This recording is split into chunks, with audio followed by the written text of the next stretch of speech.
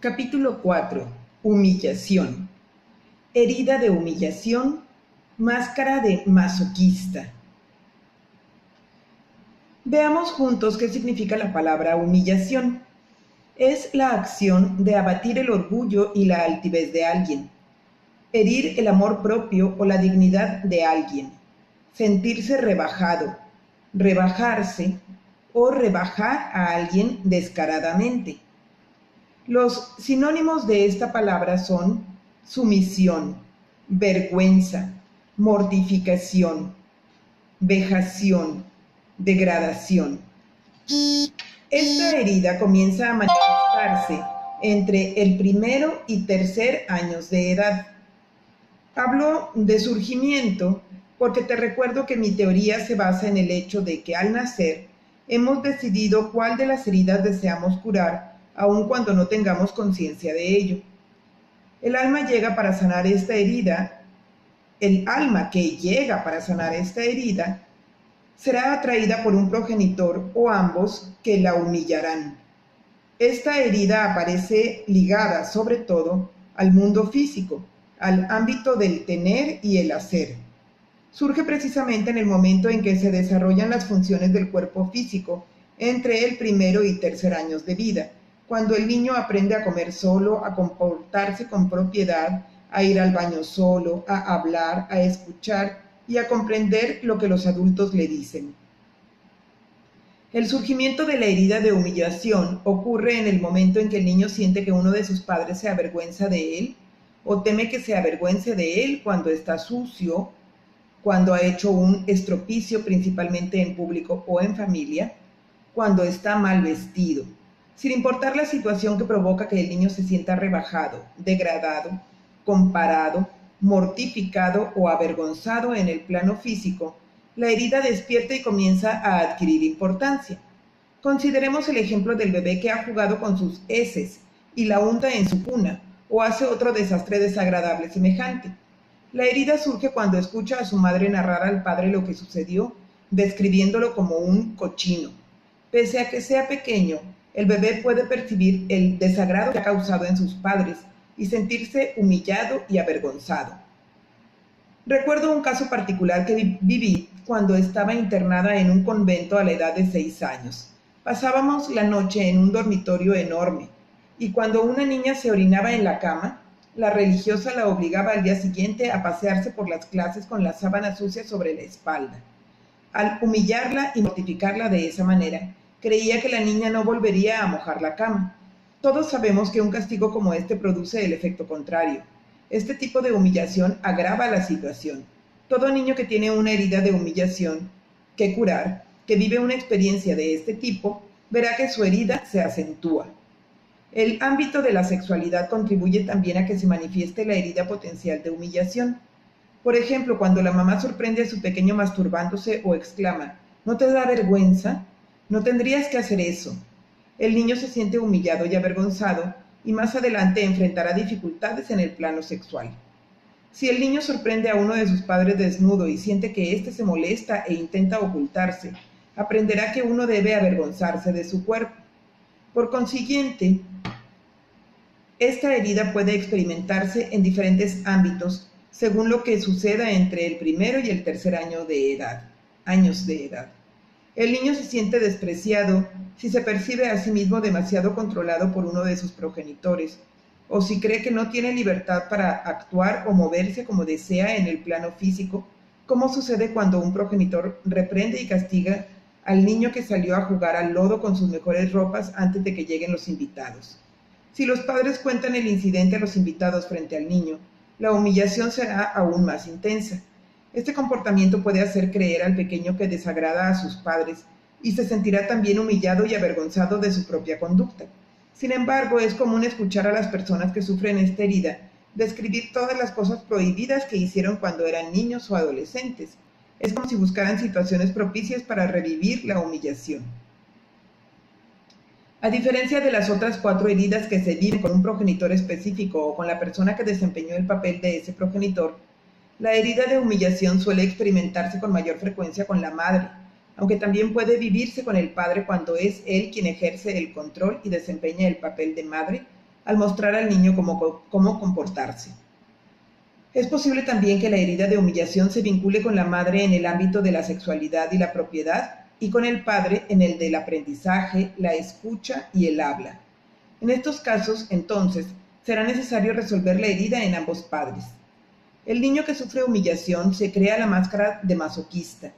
El masoquismo es el comportamiento de una persona que encuentra satisfacción e incluso placer sufriendo. Aun cuando lo haga inconscientemente, busca el dolor y la humillación la mayor parte de las veces.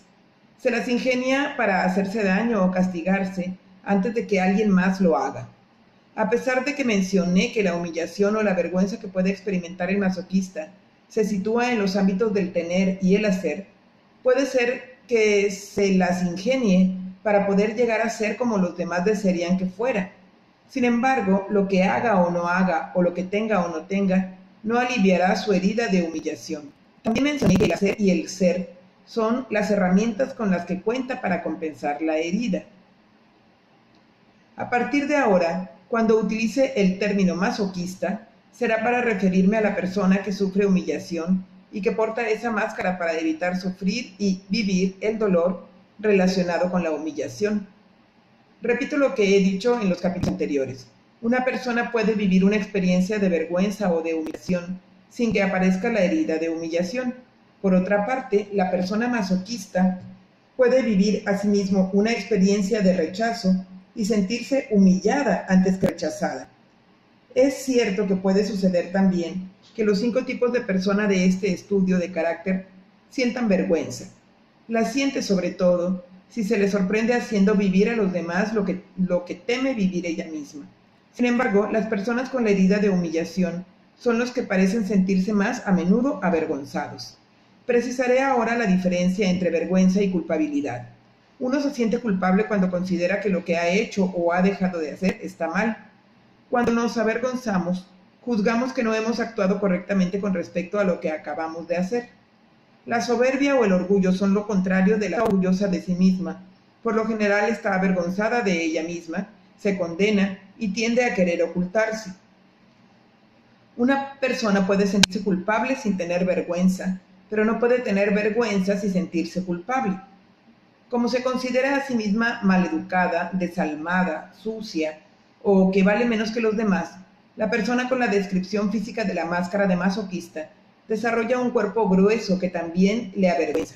Un cuerpo grueso es diferente de un cuerpo musculoso. La persona puede pesar 20 kilos de más que su peso normal y no estar gruesa, sino parecer más bien fuerte. Sin embargo, el masoquista es grueso por el exceso de grasa. Su cuerpo parece tener la misma profundidad que extensión. Podemos incluso ver esta característica cuando lo observamos de espalda. Por el contrario, cuando la persona es fuerte porque es musculoso, tiene un cuerpo más grande que profundo, y al observarlo por detrás no da la impresión de ser grueso. Esta descripción es igual para las mujeres que para los hombres.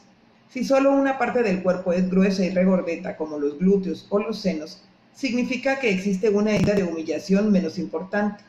También es posible asociar a la máscara de masoquista las siguientes características: talle corto, cuello grueso y convexo, tensión en el cuello, la garganta, la mandíbula y la pelvis. El rostro suele ser redondo y los ojos abiertos e inocentes como los de un niño. Es evidente que la persona que reúne todas estas características físicas sufre una herida más profunda. Ahora bien, esta herida parece ser la más difícil de reconocer. He trabajado personalmente con centenares de masoquistas, sobre todo con mujeres, que sufren una herida de humillación evidente, y he observado que varias de ellas les tomó casi un año admitir que sentían vergüenza y que se sentían humilladas. Si reconoces en tu cuerpo las características físicas del masoquista, pero te es difícil ver la herida de humillación, no te sorprendas y concédete el derecho de tomarte el tiempo necesario para verla. No hacer las cosas deprisa es también una de las características del masoquista. Para él es difícil ir con la rapidez necesaria, ya que se avergüenza cuando no puede llegar con la misma velocidad que los demás, por ejemplo, al caminar. Debe aprender a otorgarse el derecho de actuar a su propio ritmo. Por otra parte, hay muchas personas a las que les resulta difícil reconocer la máscara de masoquista porque son capaces de controlar su peso. Si tú eres de los que aumenta de peso con facilidad y te ves rollizo cuando no controlas tu alimentación, es posible que tengas la herida de la humillación, pero que ésta se encuentre por el momento oculta. La rigidez que te permite controlar tu peso se explica en el capítulo 6 de este libro. Como el masoquista desea mostrarse firme y no ser controlado, suele cargar mucho sobre su espalda, por lo que además desarrolla una espalda ancha para poder llevar más peso. Consideremos el ejemplo de una señora que para agradar a su marido aceptó que su suegra viviera con ellos. Al poco tiempo, la suegra se enfermó, por lo que su nuera se sintió obligada a atenderla. El masoquista tiene facilidad para situarse en circunstancias en las que debe ocuparse de alguien más para olvidarse de sí mismo. Sin embargo, mientras más cargue sobre su espalda, más aumentará su peso. El masoquista parece desear hacer todo por los demás, pero en realidad lo hace para crearse limitaciones y obligaciones. Durante el tiempo que dedica a ayudar a los otros, cree que no le harán nada vergonzoso, aun cuando la mayor parte de las veces se siente humillado porque abusan de él. He escuchado a muchas mujeres masoquistas quejarse de estar hartas de ser la sirvienta. Se quejaban, pero continuaban con la misma conducta, ya que no se percataban de que ellas mismas se habían impuesto estas limitaciones. También he escuchado diversas expresiones como: después de 30 años de buen servicio, el director me echó a la calle como si fuera basura. Este tipo de persona que se considera servicial no se siente reconocida en ningún momento. Más aún, es interesante notar la humillación que entraña tal expresión. La persona no masoquista diría: después de 30 años de servicio me despidieron, sin hacer referencia a la palabra basura. El masoquista no se percata de que al resolver todo a los demás, se rebaja y se humilla, pues les hace sentir que no podrían hacer nada sin él. El masoquista se asegura también de que tanto su familia como sus amigos sepan que no podrían hacer nada sin él, e incluso lo dicen frente a él, de tal forma que se siente doblemente humillado. Esto último sucede porque ante el comentario, el masoquista tiene que reconocer que no necesita ocupar tanto espacio en la vida de sus prójimos. Sin embargo, no percibe que acepta cargar con tanto porque lo suele hacer de manera sutil, debido a que su cuerpo físico ocupa mucho espacio. Engorda en función del espacio que cree que debe ocupar en su vida. Su cuerpo está ahí para reflejar esta idea. Cuando el masoquista sepa en lo más profundo de su ser que en verdad es especial e importante, no tendrá que demostrarlo más al resto de la gente. Al reconocerse a sí mismo, su cuerpo ya no tendrá necesidad de ocupar tanto espacio. La persona masoquista parece muy controladora, pero este control está motivado principalmente por el temor a sentir vergüenza de sus prójimos o de sí mismo. Este tipo de control es diferente del que hablaré en el capítulo sobre la herida de traición. La madre masoquista, por ejemplo, tiende a controlar la apariencia, el comportamiento y la forma en que se visten sus hijos y su pareja. Es el tipo de madre que desea que sus hijos sean bien educados desde pequeños. Si no lo logra, se avergonzará de sí misma, de su papel de madre. Como el masoquista, sea hombre o mujer, es con frecuencia fusional con su madre, hace todo lo posible por no avergonzarla. Considera a su madre como un enorme peso que cargar, lo cual le proporciona otra buena razón para desarrollar una espalda muy sólida. Esta actitud continúa incluso después de la muerte de la madre. Aun cuando le crea un sentimiento de vergüenza, por lo general el masoquista se siente aliviado o liberado cuando su madre muere, ya que ella representaba un obstáculo para su libertad.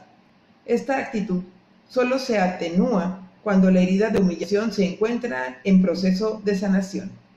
Existen también otros tipos de masoquistas, cuya fusión con su madre es tal que, cuando fallece, sufren una grave crisis de agorafobia, ver página 65. Por desgracia, estas personas suelen recibir tratamiento para la depresión, pero como el tratamiento no se dirige a la enfermedad adecuada, la siguen padeciendo durante mucho tiempo antes de recuperarse. En mi libro Tu cuerpo dice ámate, explico detalladamente la diferencia entre depresión y agorafobia. Para el masoquista, es difícil expresar sus verdaderas necesidades y lo que realmente sentía desde que era pequeño, ya que no se atreve a hablar por temor a experimentar vergüenza o a avergonzar a alguien más. Los padres del niño masoquista le decían con frecuencia que lo que sucedía en la familia no era de la incumbencia de extraños, y que no debía hablar de ellos, sino guardarse todo para sí. Las situaciones embarazosas de las que la familia se avergonzaban debían mantenerse en secreto. No se hablaba, por ejemplo, del tío que estaba en prisión, del familiar internado en el hospital psiquiátrico, del hermano homosexual o de un suicidio en la familia, por ejemplo. Un hombre me relató lo mucho que le avergonzó haber hecho sufrir a su madre porque cuando era pequeño había robado dinero de su bolso. Para él fue inaceptable hacerle esto a una mujer que ya de por sí sufría en privado por sus hijos. Nunca lo había mencionado a nadie. Si imaginamos la cantidad de pequeños secretos de esta índole, guardados y ocultos en el seno familiar, podremos comprender por qué este hombre sufría presión en la garganta y problemas de voz. Algunas personas me han revelado la vergüenza de haber tenido deseo de algo cuando eran pequeños y comprobar que su madre se privaba de lo esencial para complacerlos. No se atrevían a hablar de estos deseos y menos aún con la madre. El masoquista, por lo general, llega al punto en el que ni siquiera reconoce sus propios deseos por no disgustar a su mamá. Desea tanto agradar a su madre, que no está en contacto sino con los deseos que a ella le satisfarán. El masoquista suele ser hipersensible, por lo que lo más mínimo le hiere. Así hace todo lo posible por no herir a los demás. Cuando alguien entre sus seres queridos se siente desdichado, él se siente responsable. Cree que seguramente dijo o no hizo algo. No se percata de que al estar tan activamente atento al estado de ánimo de los demás, ignora sus propias necesidades. De los 5 caracteres de personalidad, el masoquista es el que menos atención presta a sus necesidades, aun cuando sea con frecuencia consciente de lo que desea. Se crea a sí mismo un sufrimiento mayor al ignorar sus necesidades, lo que contribuye a alimentar su herida de humillación y su máscara de masoquista. Hace todo por sentirse útil, lo cual es una forma de ocultar su herida y de forzarse a pensar que no sufre humillaciones. Además, el masoquista suele ser reconocido por su capacidad para hacer reír a los demás y reírse de sí mismo. Es muy expresivo cuando relata hechos y encuentra la forma de que parezcan graciosos.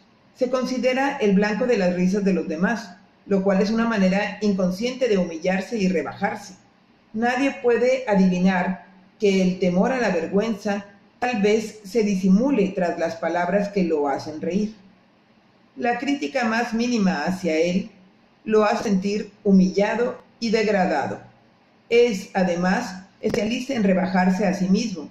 Se considera mucho más pequeño y menos importante de lo que en realidad es. No puede concebir que los demás lo vean como una persona especial e importante. La palabra pequeño o los diminutivos están muy presentes en su vocabulario. El masoquista dice, por ejemplo, ¿tienes un minutito para mí? O cabecita, o tengo una pequeña idea, o un poquito. Escribe con letra pequeña, da pasitos, ama los automóviles pequeños, las casas pequeñas. Si te reconoces en la descripción del masoquista, pero no eres consciente de que utilizas estas palabras, te ruego preguntar a quienes te rodean, si podrían observarte o escucharte con atención. En general, somos los últimos en conocernos realmente. Cuando el masoquista utiliza la palabra grande, o grueso, o aumentativos, tiende a hacerlo para rebajarse y humillarse. Cuando se ensucia, algo muy frecuente, dirá o pensará de sí mismo, ¡qué guarro soy! En una ocasión estaba en compañía de una señora masoquista en una velada. Estaba bien vestida y se había atrevido a lucir sus joyas más bellas.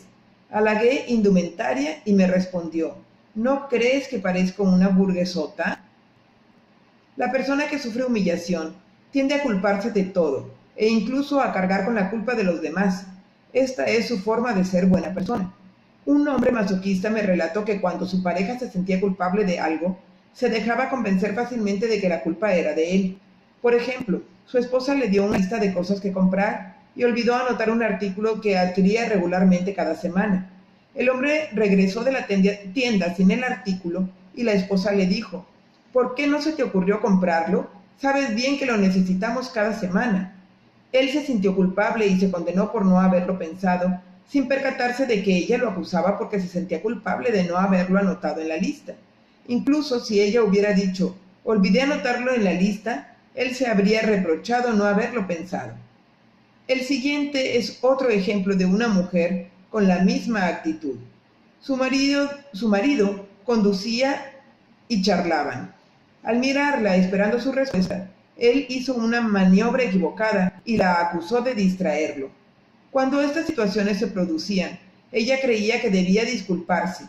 Al observar si lo que él decía era cierto y si ella actuaba así a propósito, se dio cuenta de que no era así, pero como él la culpaba invariablemente, ella tendía a sentirse culpable.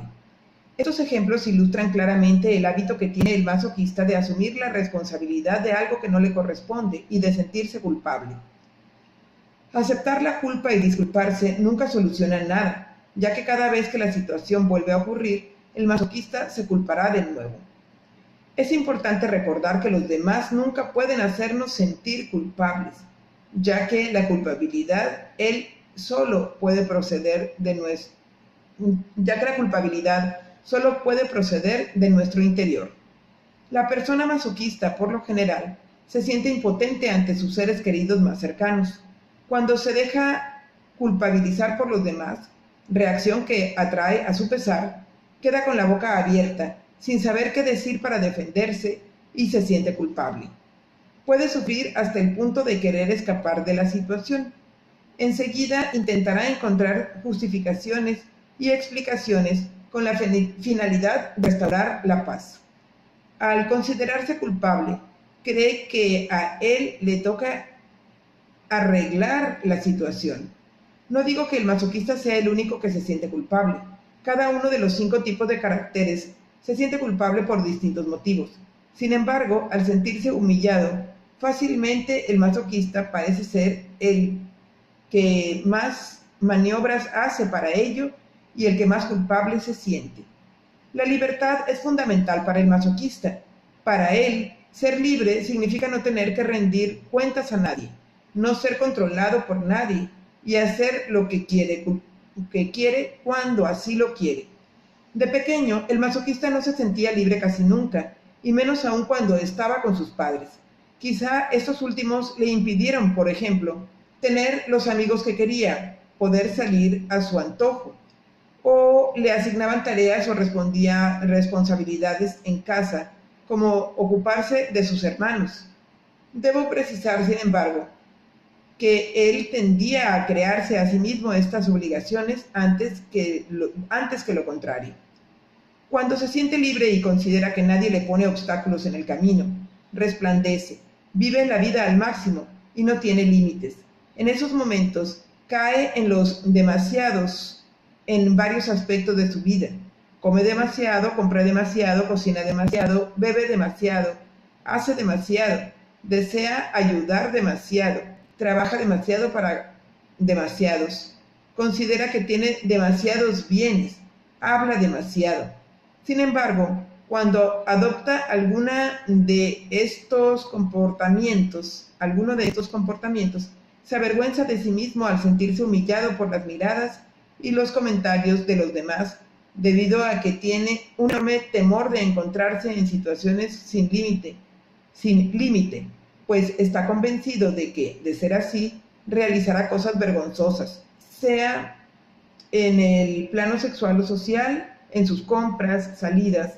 También cree que si se ocupa sobre todo de sí mismo, ya no será útil a los demás. Esto despierta la humillación que sentía de pequeño cuando se atrevía a no ocuparse de los demás. Por esa razón, el masoquista tiene mucha energía bloqueada en su cuerpo. Si llega a permitirse ser libre como lo necesita, sin vergüenza ni culpabilidad, su cuerpo adelgazará, ya que dará rienda suelta a la energía contenida. La libertad es, por tanto, el mayor está convencido de que no sabrá qué hacer si llega a ser libre a su antojo. Inconscientemente se las ingenia para no ser libre, y la mayor parte del tiempo es él quien toma esta decisión. Piensa que si decide ser libre por sí mismo, no podrá ser controlado por los demás, pese a que sus decisiones con frecuencia den el resultado contrario. y aún más constricciones y obligaciones.